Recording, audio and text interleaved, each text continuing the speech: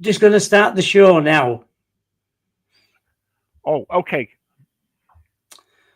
Hello, everyone, and welcome to Out of Nowhere.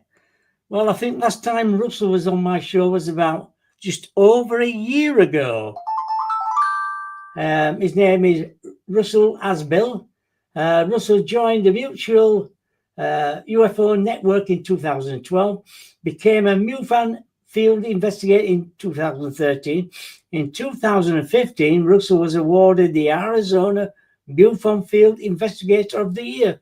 Since then, he's become a New Mexico MUFON State Section Director and served on MUFON's experienced resource team assisting alien abductees. Can we please welcome Russell to the show? Hello there.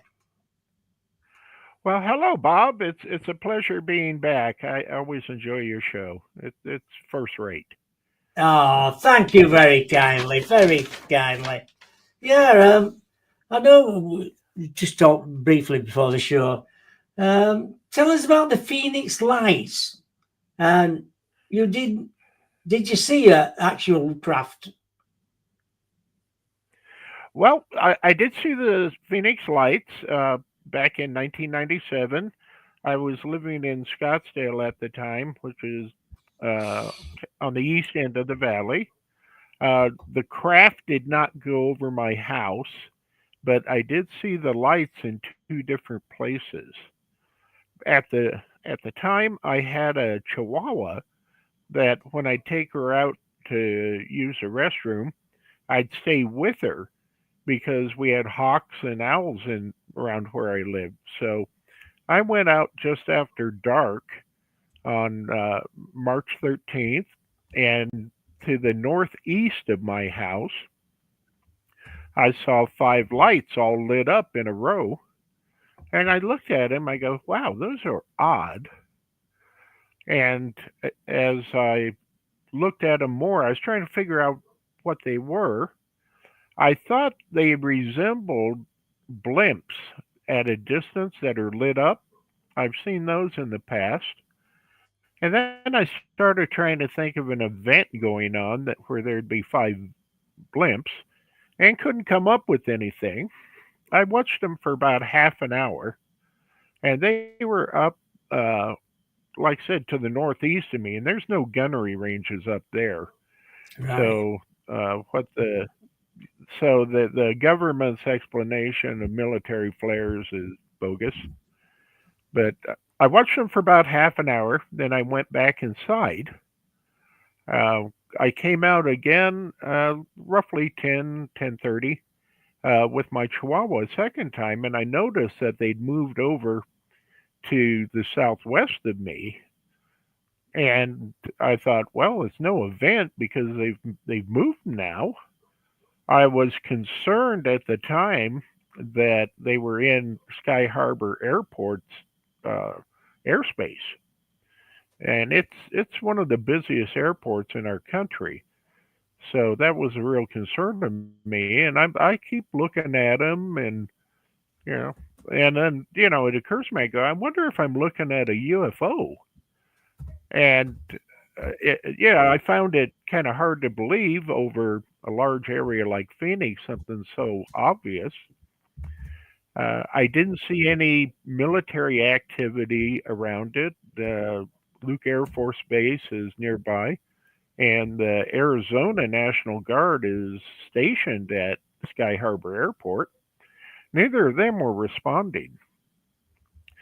And from what I've read, Kurt Russell, the actor, saw them when he was descending on an airliner into Sky Harbor. They were seen by probably tens of thousands of people. And I don't understand why the governments just tried to cover it up, saying talking about the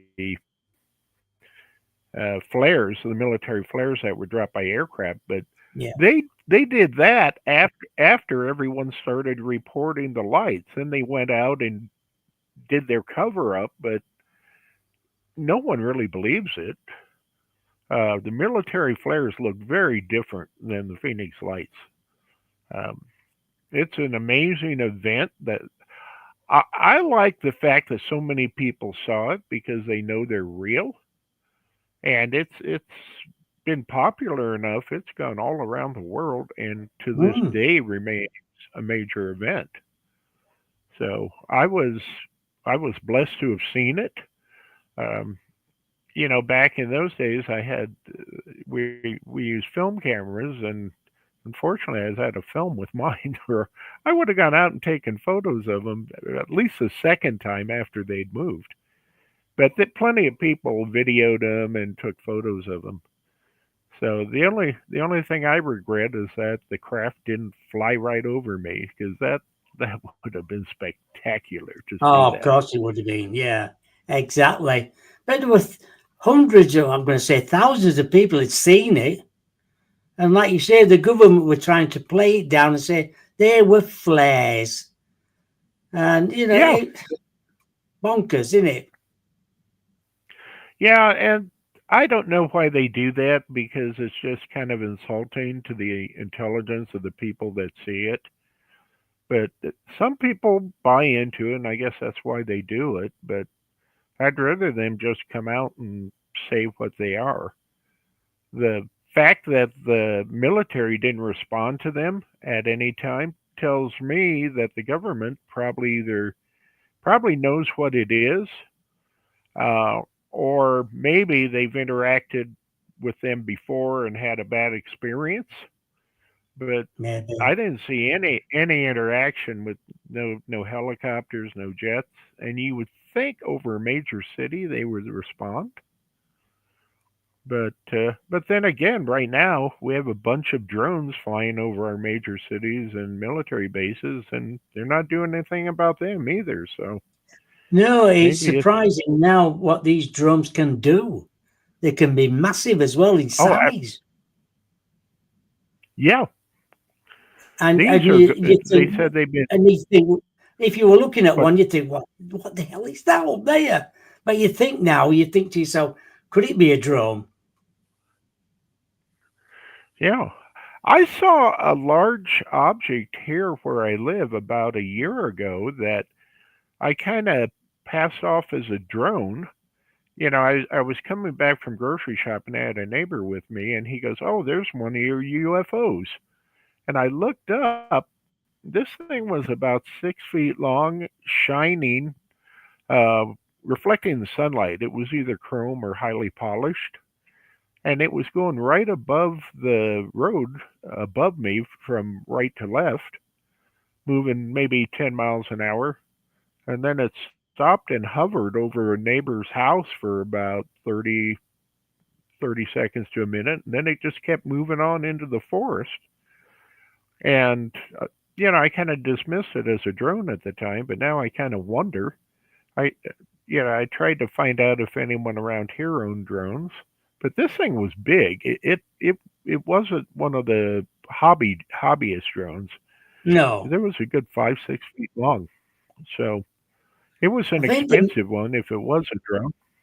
I think the military have got some of them quite big ones, what they can use Oh, do they? to get around and video things. What I think the trouble is that you won't be able to do anything in the future. You won't be able to go out your house without being followed. Yeah, they're well. I used to, when I lived in Scottsdale, I'd see drones all the time hovering up. I think the news crews used them, but they were black and they were easily seen. So yeah, I think as time goes on, we're going to be seeing more and more of them. So what's what I've always wondered though is, if we're using drones, there's no reason that the aliens can't use theirs too. So maybe some of them what Exactly. we see are Yeah, I are know. extraterrestrial. Yeah. When we talk about the Phoenix Lights, um, where me and Paul go up to Bempton Cliffs, we see these orange lights appear, and sometimes I should say, in a 20-minute spell, we see about 13 different lights, all orange, in colour, but they're not flares. We know that. We know what they are. Yeah, they're not Either, flares. no, either it's masking something in front. The back could be an alien craft at the back of these lights. But they're amazing when you see them. I've got them on video, and then you can go, I don't know, 5 months, and you'd never see another one for ages. And then somebody will come up and say to Paul, can I come up to Benton tonight and meet you? I've travelled, say, for 4 hours to get there. And one lad said, it's them lights I've never seen before. They are actually appeared for him, really. And we saw 10 lights in a 20-minute period. And he got them on camera. And that was, he's never seen them before when he's been to Bempton. And he's been there quite a few times. Not as many times as me and Paul, but it's just amazing why they appeared for him. Yeah, absolutely. And It just makes you. I've always thought, about seeing things like that, or if you could see different crafts or anything. Do you think they want you to see them? yeah, some of the stuff they've done with drones too is amazing. I saw one in a video from China where they made like a big colorful dragon out of them, but those are, well, they're commercial drones, but they're human. Phoenix Lights, I don't think it was. I personally don't think it was human that was doing it, unless possibly it was from Area 51. But quite honestly, it doesn't make sense to be from Area 51. And from what I understand, the lights have shown up in other areas around the world too. So it wasn't just Phoenix. I think. Somebody just sent me one from, I think, California. Oh, right. That's brilliant. And There's there's quite a few people in chat room tonight. There's Alison in there, Diane, Mason, Rebecca, Stargazer. Quite a few in there tonight. Um, Tell us about your first alien abduction then in 2019. oh yeah, you want to hear about the first one or the Yes, second one? please, as well. Yeah, first one for you. First one, okay. Well, in Yeah. 2019, I had attended a MUFON meeting in Phoenix. And then afterwards, we generally, if the weather was nice, we'd go to the Superstition Mountains, which is somewhat close by, and we do a sky watch. Now, this particular evening, we decided that, well, it was predetermined that we would try to make alien contact, friendly alien contact. We won't hurt you, you don't hurt us. Mhm. And there was a person leading a meditation towards that, and we had, oh, I didn't count them, but maybe 40 people there, 35, 40 people.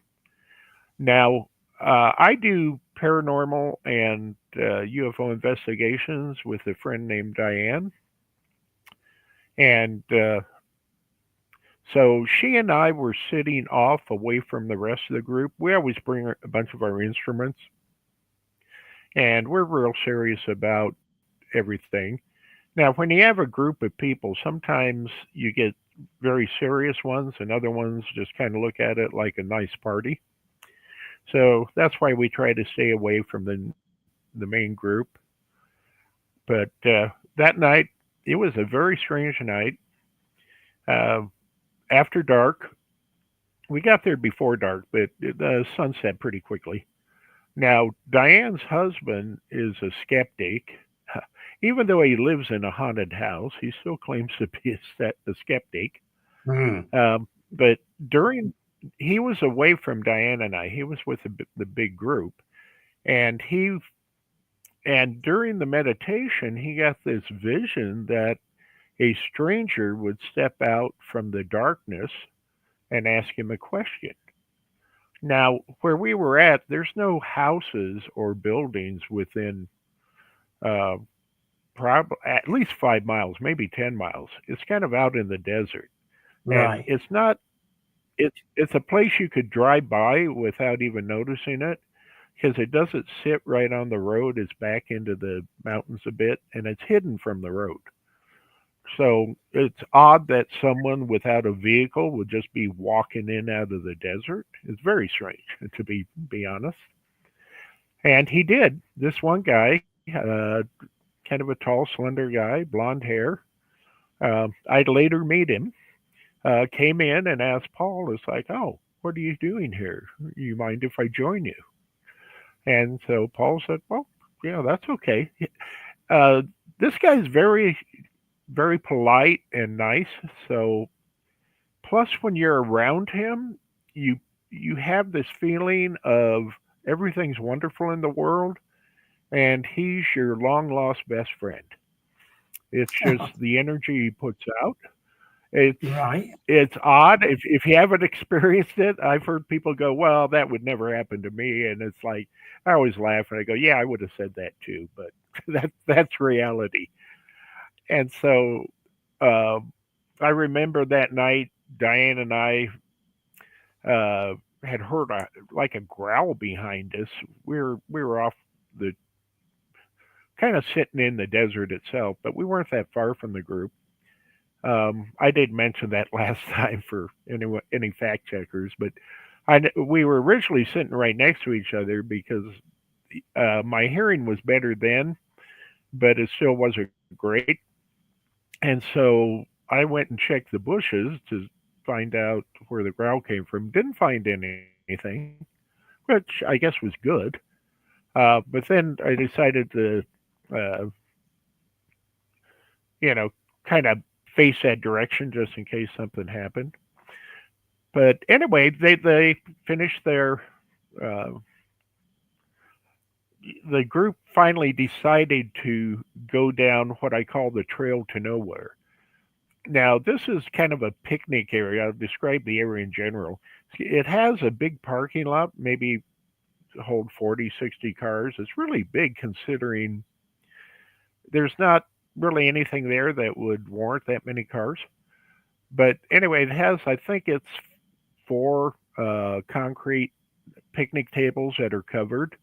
It's a nice Mm. area, but there's uh, no restrooms, no place to get water, no barbecue pits. It's just picnic tables. So anyway, but connected to it is what I refer to as a trail to nowhere. And it's like a wide sidewalk, it's concrete, and it goes out into the desert, oh, about, I'd say, a third of a mile.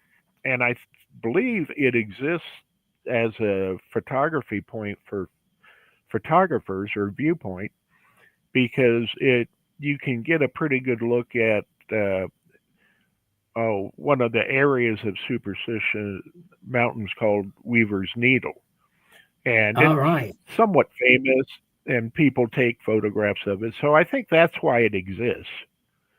Now, one thing about it that's odd is there's some really high voltage lines that go over it. So if you walk down, you don't have to walk maybe 20, 30 yards down it. And if you have EMF meters or anything, they just all peg immediately. So if you're trying to do EMF for paranormal experience or anything, it's useless. They just peg out and, you know, but there has been at the end of their reported of apparitions in the past. But I haven't seen any of those there, but it doesn't surprise me. It has such a history and so many people died and there were conflicts.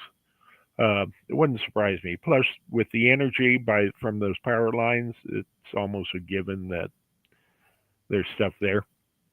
But Yeah. that's kind of that's digressing from my experience. But anyway, while they're down there, uh, I started hearing this flute music, which is very strange. And I say to Diane, I go, "You hear that music?" And now my hearing's not very bad, but I was hearing it loudly. And then she listened and goes, "No, I don't hear anything." And I say to her, "Well, you have to hear this. It's pretty loud, and I hear it." And she goes, Yeah. "Well, I have excellent hearing, and I don't hear it." So I go, "Well, that's weird." And so after a few minutes, um, the the group comes back up the trail to nowhere, and this one guy that had walked in out of the desert kind of peels away from the group and walks up to us. Now he had a very strange energy. Um, Now, but keep in mind it's pitch black, but he was wearing this necklace that was so bright. It glowed so brightly it illuminated his face, Oh my God. which was odd in itself. It would Yeah, it be. was. I'd never seen anything like it before or since. And Diane is looking away from him. She won't even look at him. Uh, like I said, he when you're around him, you get this feeling that everything is wonderful in the world. No worries at all. He's your best friend forever. You just trust him with whatever. And I thought he was an alien immediately just from the energy. Diane did too, and she after he left, she told me she couldn't look at him because she's afraid of what that she would see what he really looks like. Right. And she couldn't believe I could look and talk with him. And I go, well, I was curious, you know. And so anyway, he asked me question. Well, first he asked what all the instruments were and what it did and what we were trying to find. And so I told him, I explained all those, and then he started asking me questions about psychics. Now, Diane and I both are psychics, and neither of us had told this guy. But anyway, he asked me some of the questions were, well, how do psychics get their gift? How do they receive it, and how do you get the information? How does it come to you? And how do you know who to give it to, Yeah. and how do you deliver it? And so I answered his questions, and he was very polite. I was kind of worried at the time that I might be getting a fatal dose of radiation off of his necklace, but and considering he's an alien, I think, well, maybe it wouldn't affect him. Now he did look human. He is very polite. Oh, and one thing he carried with him, he had this antler that he had made into a flute. And when they were down at the end of the walkway, he was the one playing the flute music that Diane couldn't hear. All right. But yeah, but it's strange and uh, quite honestly, he's made other strange musical instruments since. He, as strange as this is, he has an Instagram account, and he makes this interesting music. He does meditations on it, but he's making stringed instruments out of seashells and antlers and all kinds of stuff. But it still takes me a while to wrap around my head that an alien would have an Instagram account. But Exactly. I've since, well, they live amongst us, and if you're going to blend in, Yeah. I You guess know, why Bill, not? Russell, how tall was he then? What's that? Oh, how How tall? tall was he? Well, yeah, he was about 6'3", blonde hair. Um, I couldn't really see his eyes, but somewhat slender. He looked human. He would blend in easily. His energy was way off though. That would tip anyone off. I don't know if he was just putting it up at that time, uh, but everyone who met him thought he was an alien immediately. And anyway, he did thank me for the information, and went back to join the group. Now, around 10 p.m., uh, the assistant director from the Phoenix MUFON, who's now director, she came over to where Diana and I was, and she goes, "Oh, the group's we're going home now. Just want to let you know." I go, "Oh, okay. We'll start uh, breaking down our instruments." And I asked her, "What'd you think of that guy?" And she immediately replied, "Oh, he's an alien." And I go, "Okay, so it's not just us." So anyway, the group leaves. Now it takes Diana and I longer to put our instruments away and take down the table and chairs. And Yeah. so when we got to our two cars, which were parked next to each other, um, and keep in mind it's pitch black. There's no lights.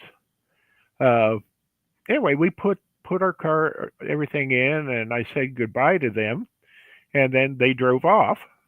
And now I'm all alone there. I get into my car and I start to I go to start it, and then I get this thought in my mind that, oh, it's over an hour drive back to your house. You might want to go like urinate on a bush. Ah, Now yes. I know there's yeah, as weird as that is. Now I know there's no facilities there, so I try not to drink anything and I don't eat anything before I go there because I know there's nothing there. So anyway, I'm the only one there. It's pitch black, and I get out of my car. Now there's all kinds of bushes in front of my car. This is a desert. And no, I don't do that. I I hike clear back to where Diana and I was, so that's probably 30 yards or more away into the desert. You know, I Yeah. peed a little bit on a plant, but not much because I really didn't need to go. Um, weird, and well, the whole night's weird. But anyway, I'm walking back in the darkness, thinking I'm by myself, and this guy that we had met, the guy that walked in out of the darkness that everyone thought was an alien, is waiting for me in the area between me and my car. You know, there's a, a stone fence between the parking lot and where the picnic tables are. It's about 3 feet, maybe 3.5 feet high. Anyway, he's standing there just waiting for me. And I see him. Now, normally, if there's a stranger that just appears in the darkness when I think I'm alone, I'd kind of become real defensive and start looking around for other people that are about to mug me. Yeah. But that didn't happen. I still felt like everything's wonderful in the world and he's my Ah, best friend from forever. And so I see him, I walk up, he goes, "You mind if I ask you more questions?" I go, "No, glad to help." So I stand there and he asks me these questions. Once again, they're about psychics. I don't remember exactly what they were, but he we talked for maybe, I don't know, 10 minutes or so, and then we finished and I kind of looked at him. I go, "Well, I guess I should be leaving now." And I turned to my left, and as soon as I turned to my left at the end of the parking lot, which was probably maybe 100 yards away, these two lights appear in the darkness, one over each other, two white lights. And I remember thinking to myself, "Oh, gee, this is just like the movie Close Encounters of the Third Kind." that's, yeah. Now, I don't turn and say anything to the guy that I think he's still next to me. I just look at the lights, and they start moving towards me, and I just watch them. They appeared to be about 8 inches in diameter, one above the other one, fairly close but not touching. And so I just stand there watching these lights move towards me.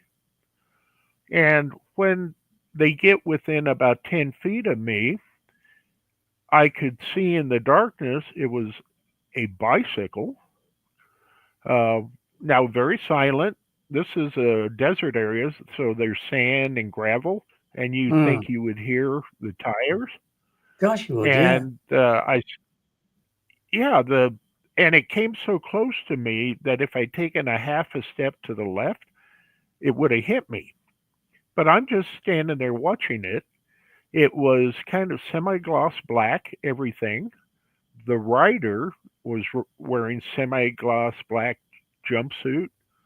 He matched the bicycle with gloves and a weird helmet that reminded me of what you see rally drivers wearing nowadays. But it was black and it was different. It almost looked like a full face motorcycle helmet, but it had a piece missing in the middle. But it had kind of like weird ribs on the top of it too. I'd never seen anything like it before or since. But and it's silent, absolute silent. I see his legs moving, on the pedals, no chain noise. Uh, No. as he passed me, though, as he passed me, he didn't have a face. Where his face should have been, it looked like there was just like white silk. And I just kind of pan around with him and watch him, and then he goes past me and goes down the trail to nowhere. And after that, I just calmly turned, walked to my car. I didn't say anything to the guy that should have been right next to me. Like, did you Yeah. see that? One of the things about the two lights on the bicycle, one was where you'd expect a bicycle light to be, and the other one was floating above it and just in midair, attached to nothing. Right. So, very odd.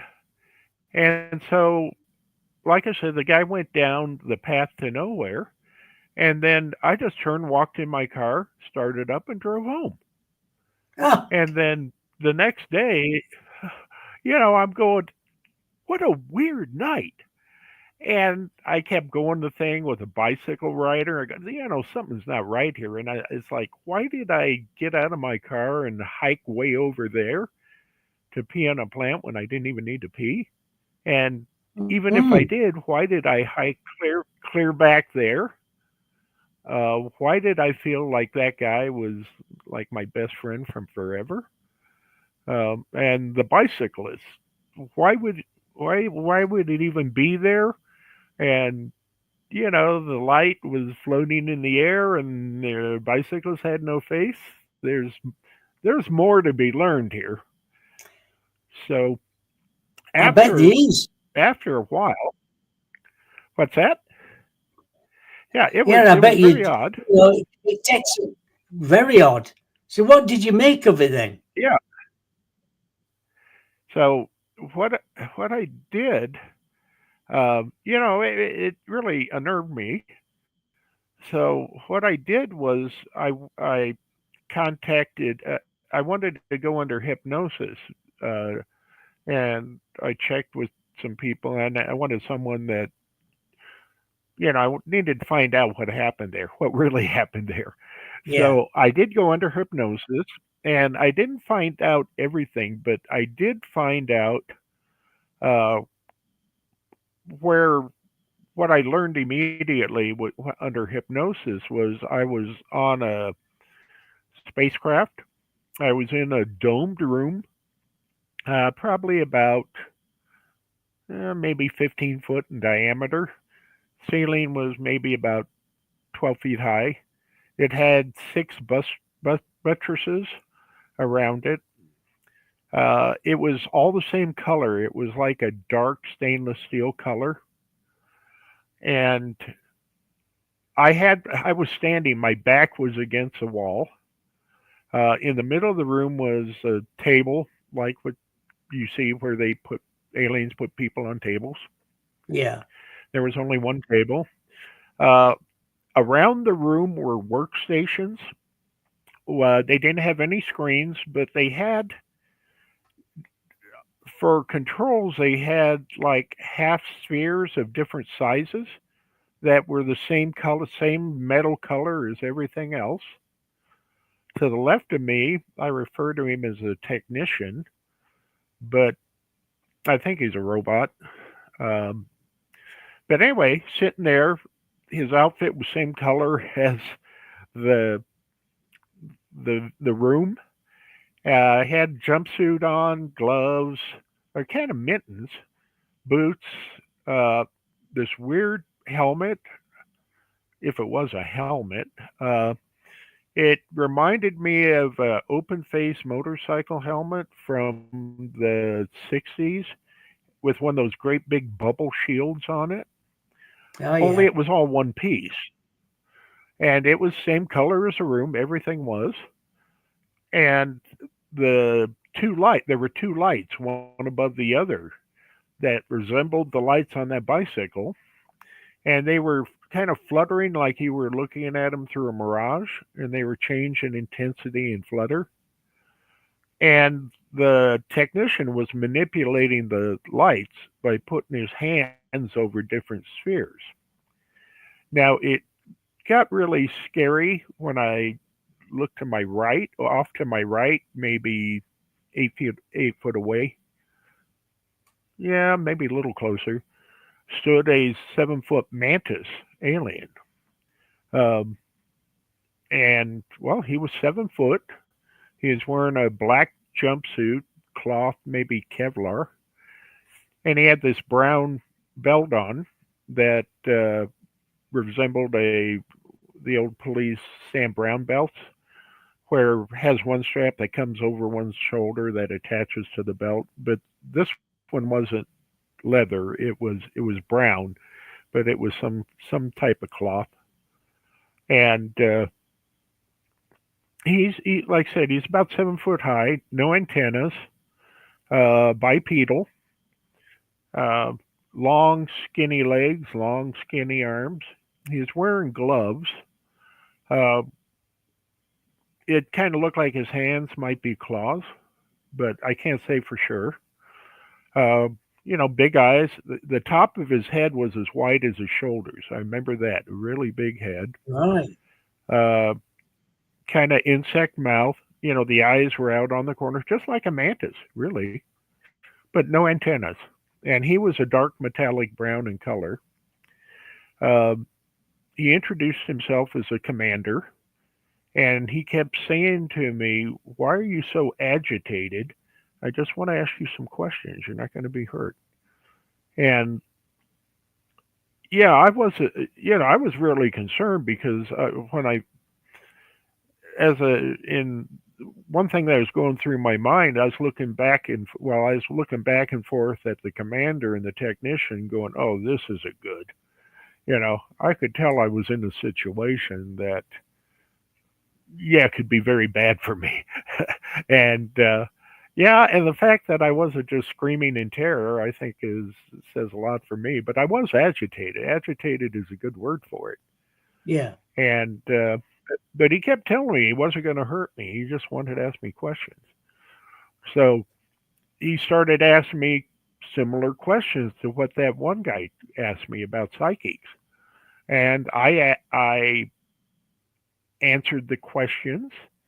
And but that's about all that turned up on the hypnosis. It didn't really tell me when I got there, how I left, but that was it was revealing. Now, one thing I find interesting now, at this time back in 2019, I didn't have satellite or cable TV, so I had never seen any of the UFO shows that are out No. there. But watching them now that I do, I notice my uh, description of the mantis matches many other people's exactly. So it gives credibility to my description and theirs too. But since then, I've had more than one encounter uh, with him, and it's like he's taken me under his wing. Um, it's a fascinating relationship. I now consider him my friend because Right. of the stuff.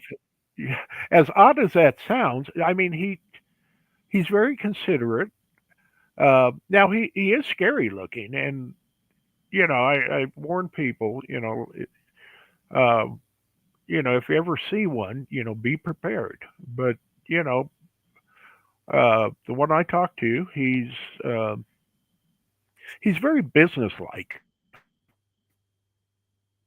I can't say he's friendly. He's very businesslike, but he is considerate. And I'll give you an example of some of the stuff that he's told me. Like one day, I was watching. I think it was the show Aliens in Alaska. But anyway, a guy had had an implant in his leg for like 20 years, and Yeah. he was in the show. He was going to a doctor to have it removed, and they checked it, and it's putting out radio frequencies. As I'm watching this, now the commander communicates, on the ship and with me telepathically. And when he was on the ship, I could tell he was irritated that the lights were supposed to keep me calm, but they weren't working on me.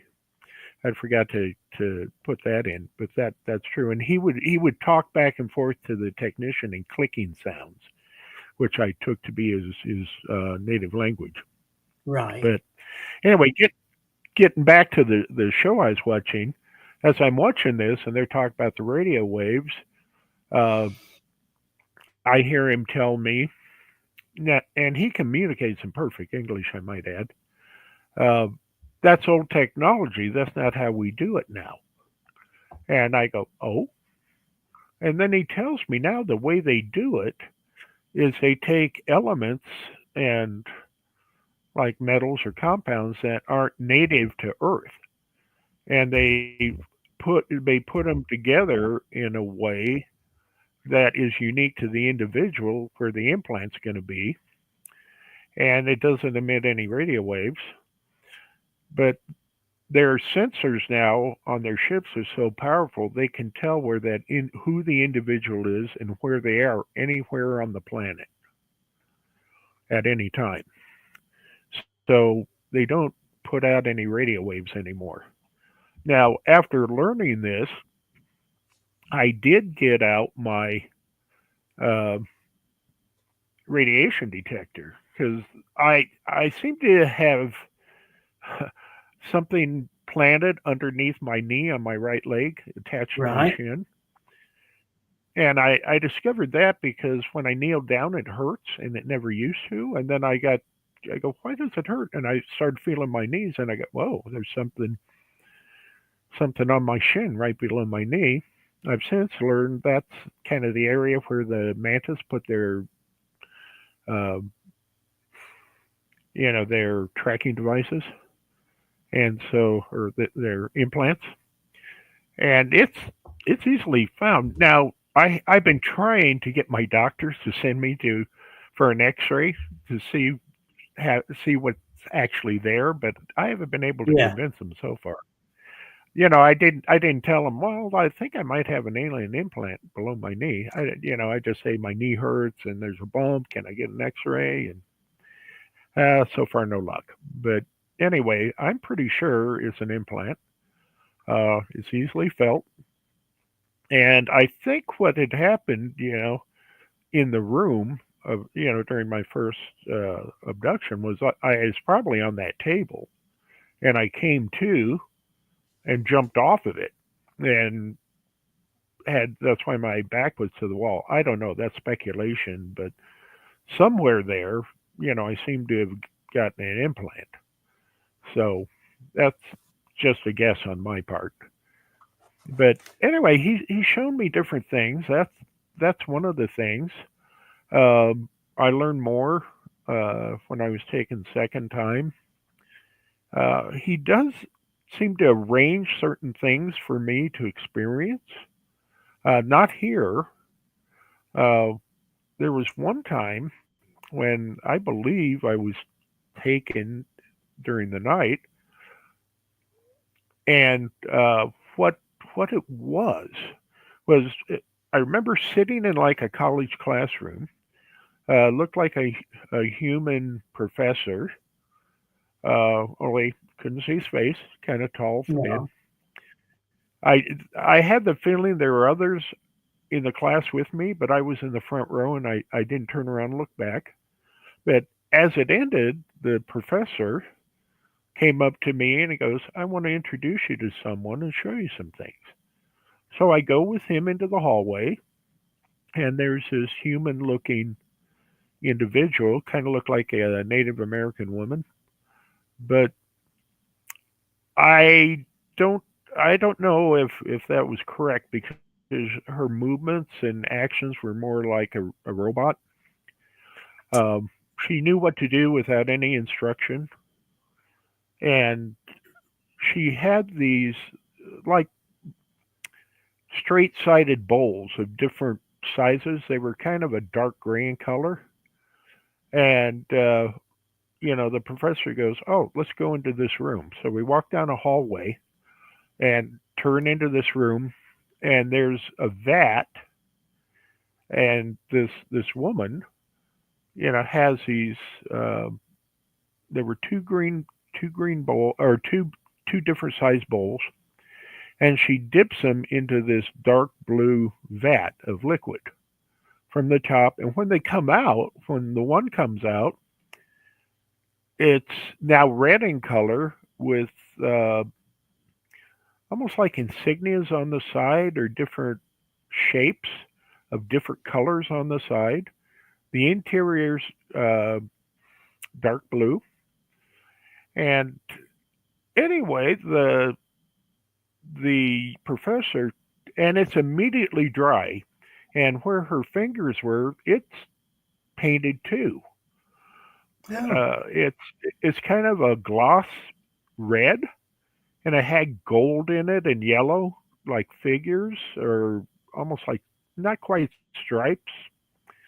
Very beautiful, but the professor touches the bowl, and suddenly the room is filled with this beautiful music. That's very similar to what the guy does, the one alien I was telling you about earlier. Very similar.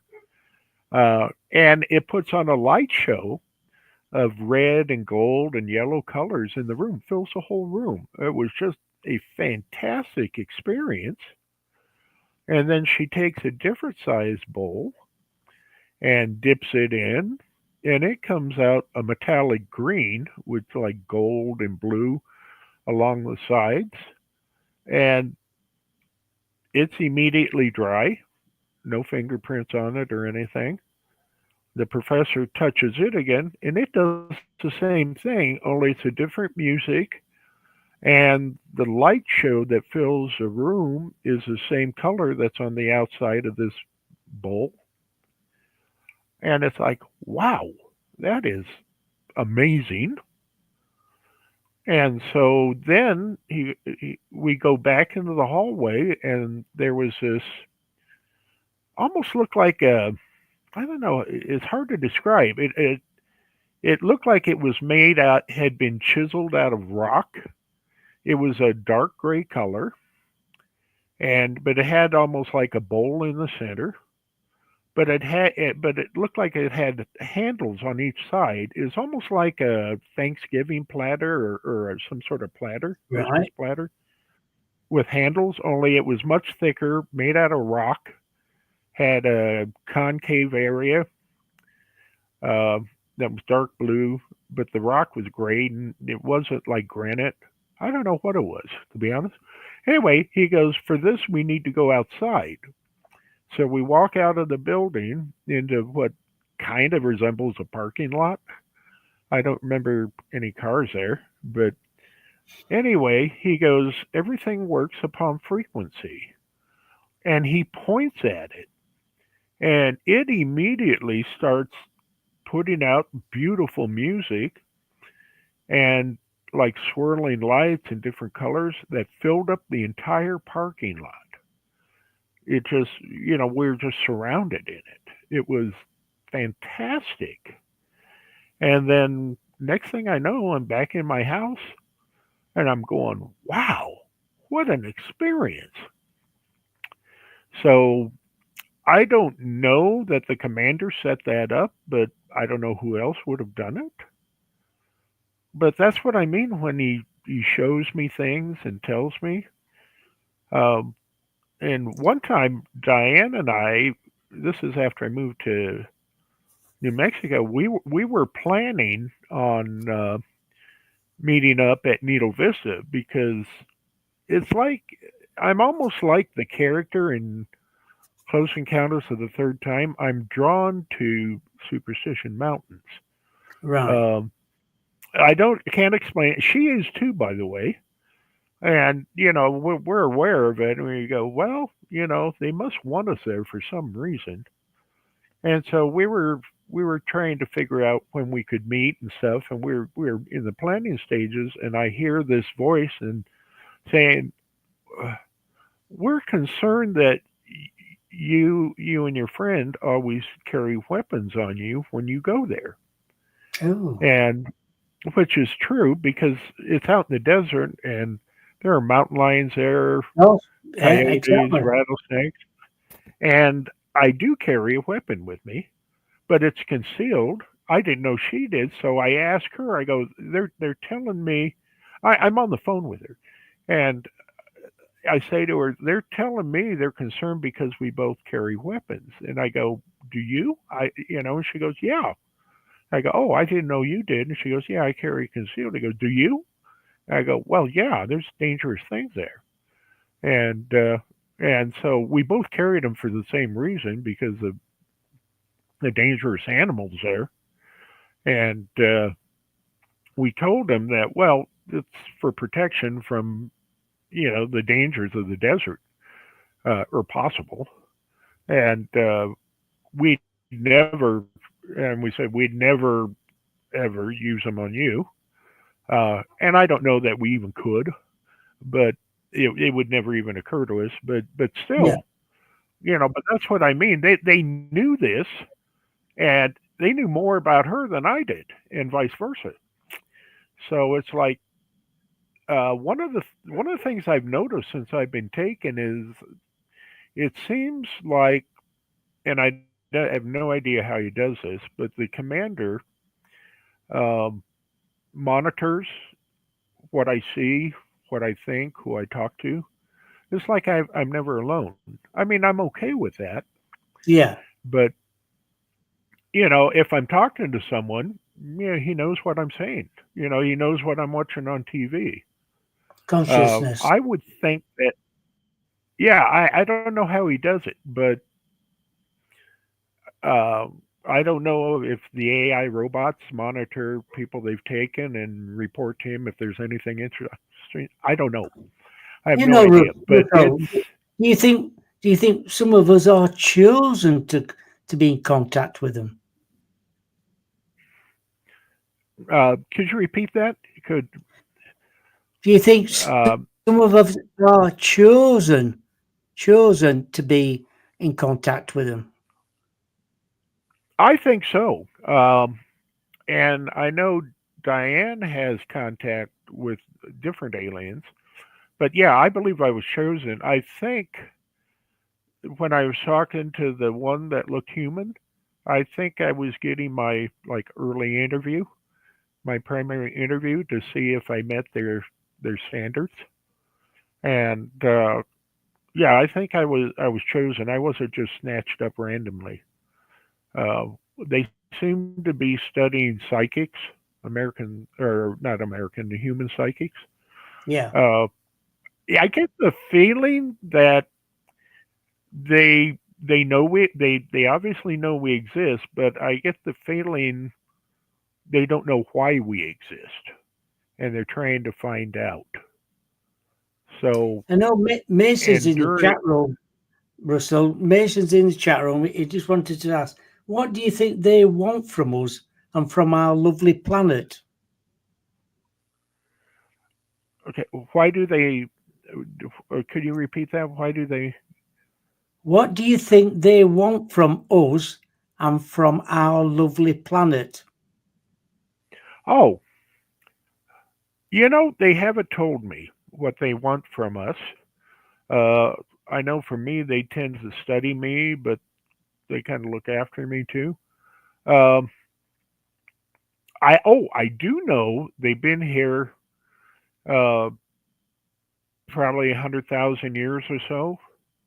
I did learn from them information about the alien bases off Catalina Island, where there's a lot of activity. That's very near the where the Tic Tac videos of the U.S. Navy was filmed. Oh, yeah. Was right in that same area, and it's probably the biggest hotspot of this country. But the way I learned about that, I was talking to a friend of mine uh, in MUFON, and anyway, he has contact too with a different alien. But we were working on we were I was told that humans can do telepathy. He says we have the ability, so I go, well, if we have the ability, then we need to work on it.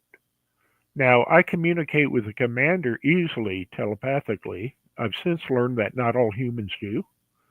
So that might be another reason that they're interested in me. Plus, their Yeah. lights didn't work on me. So I could understand why they're interested in me. But I was talking to my friend Earl, and well, we were working on the telepathy experience, and it was fascinating. We got some positive results from the working on telepathy. He lives in California. I'm in New Mexico, so we're hundreds of miles apart, and we were able to do some telepathy.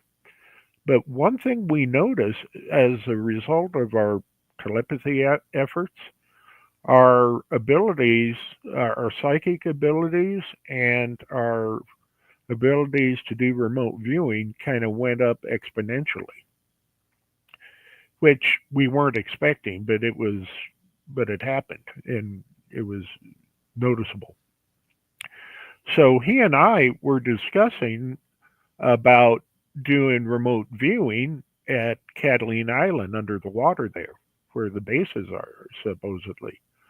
And as we were discussing this, the commander says, "Well, yeah, you can do that, but I'll need to go with you because there are multiple species there that have been there for hundreds of thousands of years, and not all of them are friendly. They all have their it to me it sounded like, and this is more of a feeling, that under the water there, it's like their version of maybe United Nations, but the different species have their like levels into the caves or into the mountain under there. And, like one species will have one layer, and up above them will be a different species up above them. It Yeah. sounds like they don't necessarily all either think alike, or maybe, I don't know if maybe they don't even get along. But he did say to me, he goes, as soon as you go there, they'll know you're there. And I don't want you going into one, where you'll get in trouble. So he goes, I'll go with you. I'll just make sure, that you're okay. So I thought that was nice. Hmm. Now Earl became very busy with with things, and we never did that. I need to give him a call and go, hey, maybe we should do that. Now the commander did tell me that I should not, under any circumstances, uh, do remote viewing of Skinwalker Ranch. Where all the weird stuff happens up Yeah. in Utah. And that doesn't surprise me, but he goes, yeah, it's a very dangerous place. You, under no circumstances should you remote view that place. He goes, they'll immediately know you're there, and it's dangerous. So I believe him. He's never Yeah. told me anything in error. So I'll share that. So with remote viewers, I'd stay away from Skinwalker Ranch. And I'd be very careful in the waters under Catalina too, because there was a reason he wanted to go with me. Uh, I did uh, not too long ago. uh, Phoenix MUFON was going to go back to the area of superstitions where I was taken, and they were going to do a sky watch again. And there were three of us that were going to remote view it at the same time while they were there. And while we were remote viewing it, now one of the women doing it is extremely gifted. Matter of fact, she teaches remote viewing.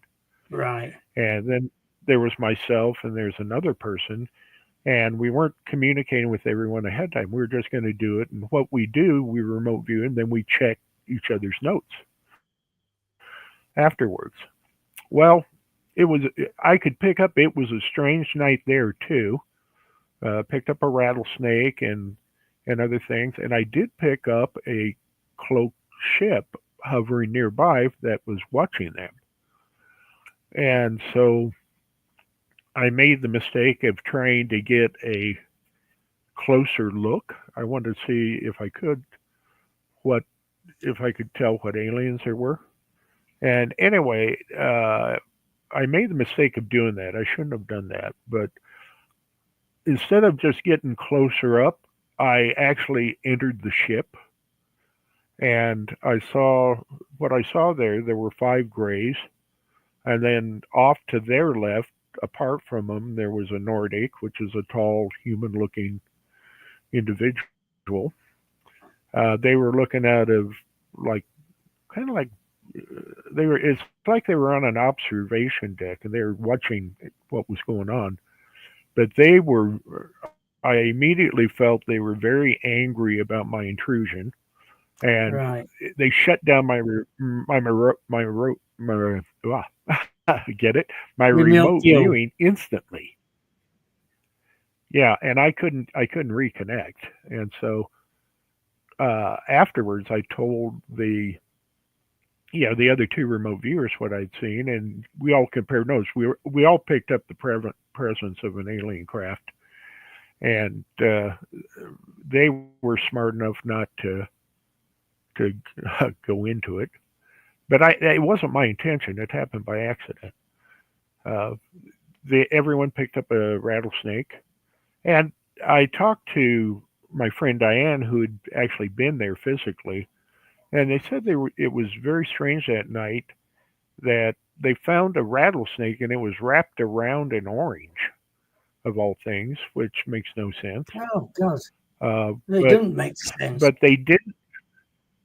Yeah, they didn't go up to it. They go, we're not sure if it was dead, but we didn't want to find out. But they started to walk down that path and then kind of hesitated because it didn't feel right, or she didn't go down it.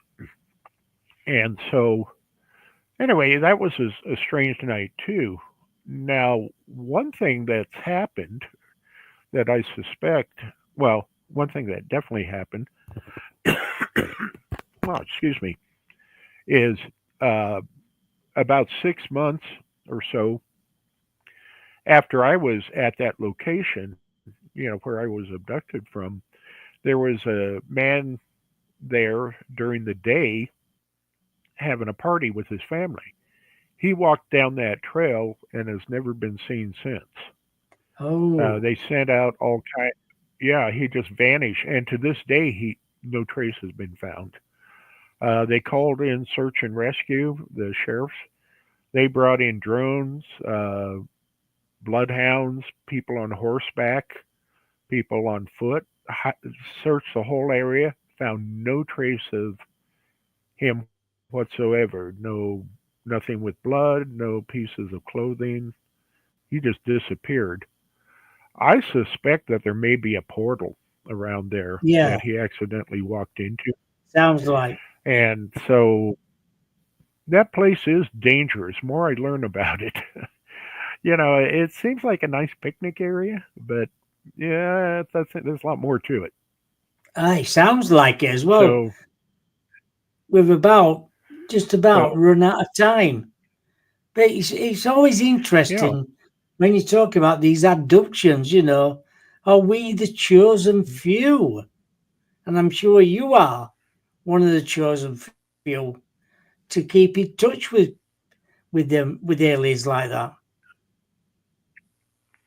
Yeah, it's nice. And oh, I see. There's a question from an individual named Mason. What do they think about us and our lovely planet? They've been here a long time. They don't like nukes. They would like us to take better care of the planet.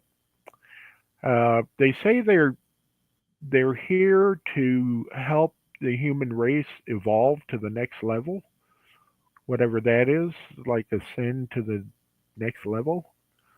Um, I guess we've reached that point, but they want to make sure we do. Um, Looking at the news, I find that hard to believe that the human race is ready to ascend to anything. But uh, anyway, but that's what they say. They've been here a long time, and multiple races. I'm sure that, They're not hot. r- No. I'm sure there's lots of bases under the sea all around the world because I think there's 70% of the earth is water. Yeah, I agree because there's been instances of USOs coming up out of the sea in all the oceans around the world. So and why wouldn't they? They can. Oh, here's something you'll find. I was talking to a friend, uh, well known. He has a company that makes models for the U.S. Navy, for testing. And he was on a nuclear sub once, and they were doing some sort of test, and there was another submarine near them. And he happened to be in the sonar room at the time. He's getting a tour of the ship by the executive officer, and the person running the sonar picked up what they call a fast mover, and that is something that's going underwater at this one was going about 600 miles per hour underwater, Oh, God. and so they communicated with the other submarine to make sure that what they were picking up was accurate. They picked it up too, and then he was quickly escorted out of the room. And he asked the executive officer, he goes, "Well, can you tell me anything about the fast movers?" He said, "No." So later that night, night, whatever it was, he's having dinner with the captain, and he decides, well, maybe I should ask the captain.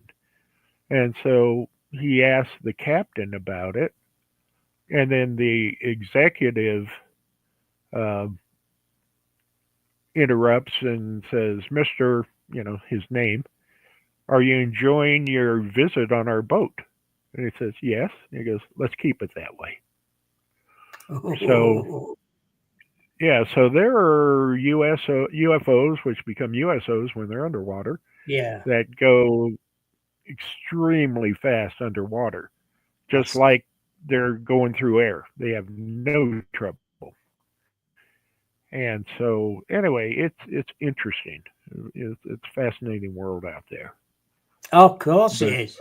I continue, yeah. So, But thank um, you for that, Russell. It's been very interesting subject tonight. I'm sure everybody in the chat rooms enjoyed it, and people who are going to listen to the show later on, wherever they are around the world. Um, but it's always enjoyable when you're on the show. well, thank you. It's always a pleasure to be here. And, I've asked the commander if it's okay to share what I know, what I learned. And he says that it's fine as long as I'm accurate with it. And it's like, Ah, okay. brilliant. So I will, yeah, I'll spread the word as much as I can to whoever's willing to listen. And I've Oh, had some fascinating experiences. So I know it. thank you for having me on your show. Thank you. I've enjoyed Thank it you very very much. much. Yeah. Thank you, Russell. Okay. My guest on Friday is Deborah Jane East. It's a long time since Deborah's been on the show. I think it's about 5 years, maybe longer. She's from America. She's a very interesting woman to talk to as well. That's at Friday at 2 o'clock Eastern, 11 o'clock Pacific, and 7 p.m. in the UK. I would like to say thank you to everybody in the chat room. Thank you to Russell for being the guest tonight. Everybody have a lovely day and good night from the UK. And I'll probably see you on the other side. Take care. Bye. Bye-bye.